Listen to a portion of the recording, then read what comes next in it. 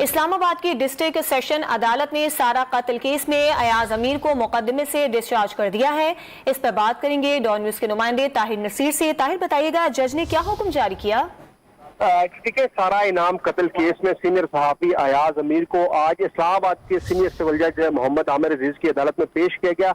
दौरान समात पुलिस की जानिब से 5 रोजा जिस्मानी रिमांड की सजा की गई और ये सजा की गई कि जो मरकजी मुलजिम है शाहनवाज, उसका राब्ता अपने वालिद से हुआ है। जब जज ने इस्तफसार किया कि राब्ता कब हुआ है, क्या कत्ल से पहले राब्ता हुआ या कत्ल के बाद, उस पर पुलिस ने मौका अपनाया कि व्हाट्सएप की कॉल थी, वकूए के बाद ये वाक़या हुआ है। ताहम इस दौरान जो अयाज अमीर है उनके 3 वकला ने निसार असगर, बिशारतुल्लाह और एक और मलिक जाफरान, इन्होंने अपने वकालतनामा जमा कराए।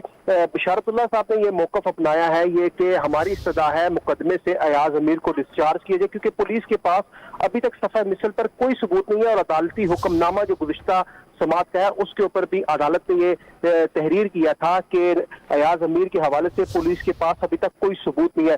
ताहम जो तफ्तीशी ऑफिसरों ने कहा कि मकतूला का जो वालिद है इनाम, वो पाकिस्तान पहुंच चुका है और उन्होंने कहा हमारे पास सबूत है। ताहम अदालत ने दलाइल सुनने के बाद फैसला महफूज किया था और उसके बाद अदालत ने ये हुक्म दिया है कि सफा मिसल के ऊपर अयाज अमीर के खिलाफ कोई सबूत नहीं है, लिहाजा अयाज अमीर को मुकदमे से डिस्चार्ज किया जाता है। अगर पुलिस के पास कोई सबूत आता है तो पुलिस दोबारा अयाज अमीर को गिरफ्तार कर सकती है। इस हवाले से वारंट गिरफ्तारी लेने पड़ेंगे। ताहम दलाइल सुनने के बाद अदालत ने अयाज अमीर को जो सारा इनाम कत्ल केस है उस मुकदमे से डिस्चार्ज कर दिया है। जी ताहिर नसीर, आपका बहुत शुक्रिया।